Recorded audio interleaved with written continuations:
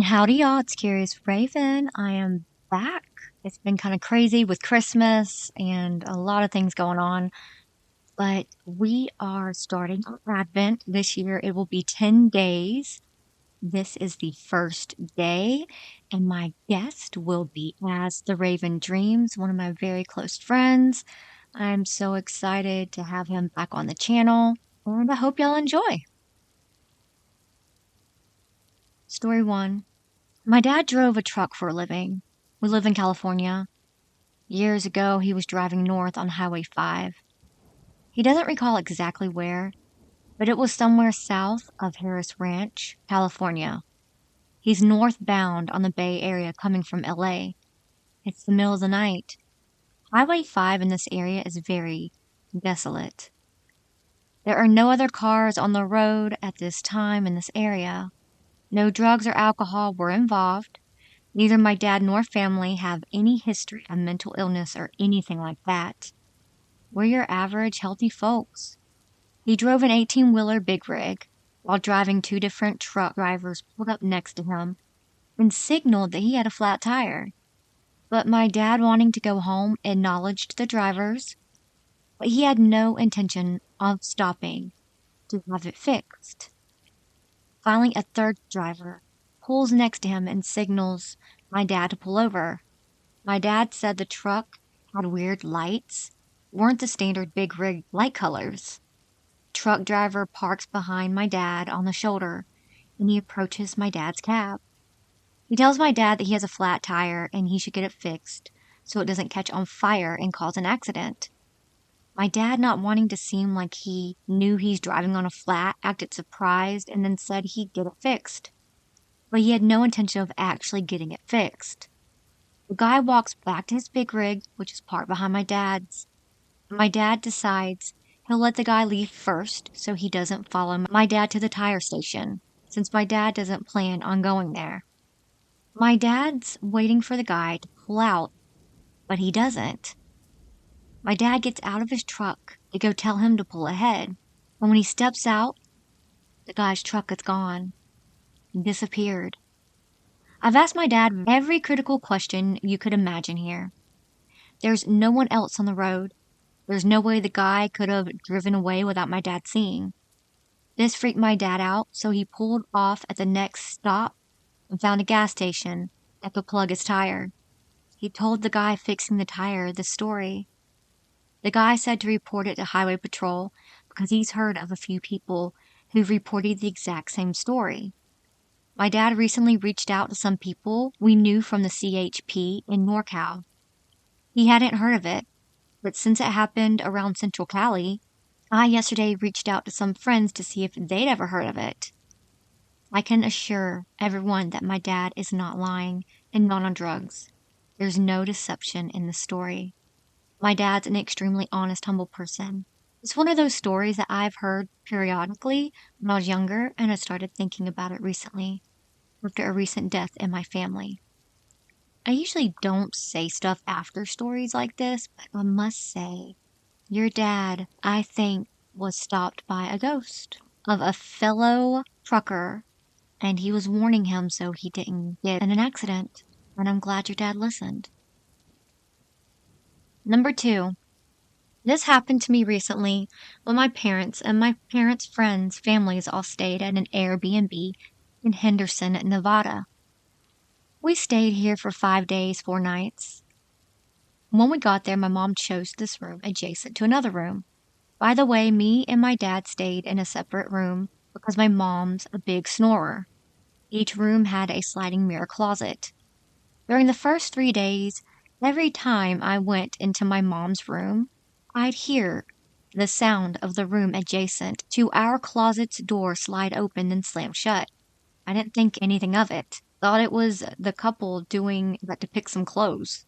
When me and my mom were in that room together grabbing stuff from the suitcase, we'd heard the same sound. We both didn't think anything of it too. On the 4th day, everyone in the Airbnb were eating at the dinner table, celebrating 3 people's birthdays, which some were belated or early celebrations. My phone had ran out of battery, so I went into my mom's room to grab her fast charger. That's when I heard the sound. I got goosebumps, but I didn't think it'd be so serious. I got spooked, so I charged it and dashed out of the room to my dad to tell him what happened. That's when me and my parents all spilled the beans about the sounds we had been hearing. The couple that slept in the room said they didn't hear anything, but they were heavy, heavy sleepers, so of course they wouldn't. We found out that all the times me and my mom heard it in the day, couple wasn't even in the room at the times. Another thing spooky happens, but I'm not allowed to say it here. Anyways, last day everyone was outside saying goodbye on one last time.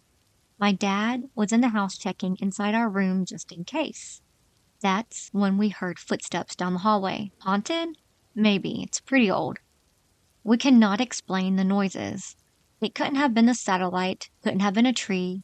Neighbor's house was way too far spaced out to hear anything. So yeah. Number 3. First of all, this is a legit question and not meant to be condescending or sarcastic. Not at all. But in the vast majority of ghost pics or videos I've seen, the ghost always seems to be hiding. Why? Most peeking out from around doors or trees, or they are 50 yards away peering through a window. Why is it that they never walk directly towards you or appear right in front of you? Better yet, why do a lot of ghosts appear on cameras that are stationary, like trail cams, ring cameras, baby monitors, etc.? Clear as day.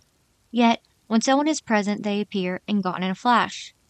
I'm not convinced they are scared of the living, so that's why they are elusive. Even if they don't realize they're dead, that's not normal behavior to watch someone while peeking around a tree. That is true. Story number 4. I was with my wife in Savannah, Georgia this weekend for the first time. I have a lot of family in Charleston, so I'm familiar with and have been in haunted towns before. Now, if you asked me before my thoughts on ghosts, I wouldn't have a firm answer either way. But today, as we were walking to the hotel after breakfast to check out, I was carrying my coffee in my right hand, and suddenly from nowhere I felt a strong tugging force pulled my hand down to around my knees. It almost completely knocked me off balance. It was truly unexplainable, and I was so freaked out, I just burst out laughing. Anyone else seen something similar in Savannah or anywhere else? Story 5. When I was around 9, I had this stuffed penguin. It wasn't one of those cute, soft, and fluffy ones you see everywhere, no. This thing was almost as tall as I was at the time. This thing was big, over 3 feet tall, with glossy black eyes, and a strange, almost rigid body. My uncle had given it to me for my birthday a couple of years prior, and I remember the minute that I saw it, I hated it. There was something off about it. Something that made me feel uneasy. Like it was watching me when I wasn't paying attention. I loved my uncle. He was a great guy and he meant well, but I have no idea why he bought that thing. I was polite about it, and he was excited to see me with this giant stuffed bird, so I smiled and said thanks. It ended up in my room, of course, perched in the corner near my bed, and as much as I tried to ignore it, I would lie there every night convinced that it was watching me. Eventually, I asked my mom if we could move it somewhere else in the house, and she finally agreed, saying that we could move it into the spare bedroom, which was right across the hall from my room. It was far enough, though, and I was just happy that it was out of my room whatsoever. That's the setup to the story. I promise, it is going somewhere. It was a year later, when I was 10, and I had my friend Evan staying the night. It was late summer and a big storm had rolled in. It was a cooler night, though, so my mom wanted to keep the windows cracked in the living room so we wouldn't have to run the AC. It was one of those summer storms where everything was going crazy. The wind was hitting the house, the trees were smacking the windows. Basically, it was going to be one of those nights where Evan and I tried to scare the crap out of each other. We were telling each other creepy ghost stories in my room after everyone had gone to bed, just trying to make up anything and everything we could that would be scary, which wasn't much since we were 10 years old. I had just finished telling a story that I made up or read about in a book or something about a clown that would watch kids sleep through the window, when out of nowhere, Evan asked me if I still had that creepy, giant penguin thing. Evan, being my best friend, knew that thing scared the hell out of me, so of course he would bring it up. I hadn't thought about it in a while, but the second he mentioned it, I started thinking about it again, and I got that chill down my spine. I tried to sound calm and say, "Oh, yeah, it's in the spare room now. I didn't want it in my room anymore." Evan then said, "We should go check it out." I immediately tried to say no, that I wasn't supposed to leave my room after bedtime like that, which was a total lie, and I'm sure Evan knew it. But Evan kept pushing me, saying that I was a baby, and that I was letting a stuffed penguin scare me. I relented because I wasn't going to let him think that. I grabbed my flashlight, and we opened my door and slightly down the hall to go to the door to the spare bedroom. I stood there for a moment just thinking about that stupid penguin. Evan pushed in front of me and grabbed the door, pushing it open for me, basically giving me no alternative. I stepped into the room behind him and shined the flashlight back and forth, looking for the penguin. Of course, it was there, in the corner, just lying there face down on the spare bed. Evan laughed at me, saying that it was a stupid thing that I was so scared of a stuffed penguin. I gave a slight chuckle and agreed with him, just saying, "Yeah, it's just a dumb toy." This is where things went weird. When I said that, I swear to you that the room dropped a solid 10 degrees. It went from slightly cooler to freezing in there in an instant. I turned back toward Evan to ask if he was cold too, and the door behind him started creaking and then shut hard, like someone had pushed it. It wasn't me. I was standing there staring at Evan, and I knew it wasn't him because I was literally looking right at him. I stared at the door with my mouth slightly open, just freaking out, when Evan hit me on the shoulder and told me to look, pointing in the direction of the bed. When I turned that way and shined the light on the bed, I saw the penguin. Only this time, it wasn't lying flat.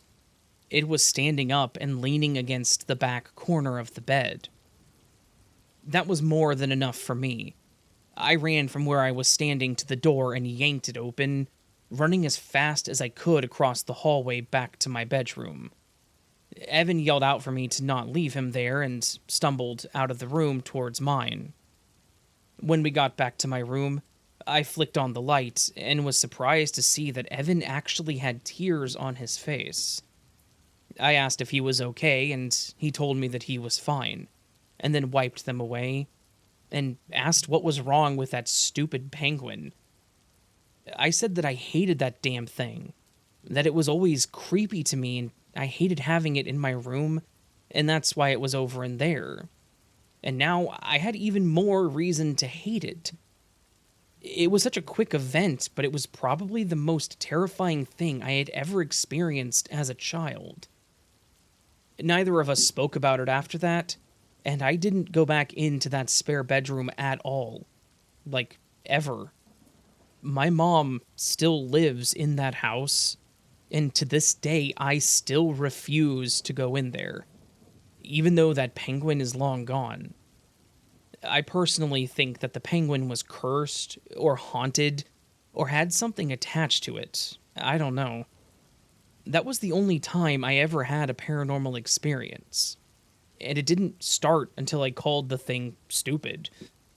I actually asked my uncle where he got it, but he honestly could not remember.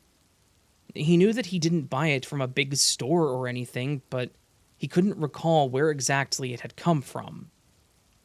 I don't know, and now I don't really care. I'm just glad that I never had a run in with whatever it was that was attached to that stupid penguin ever again.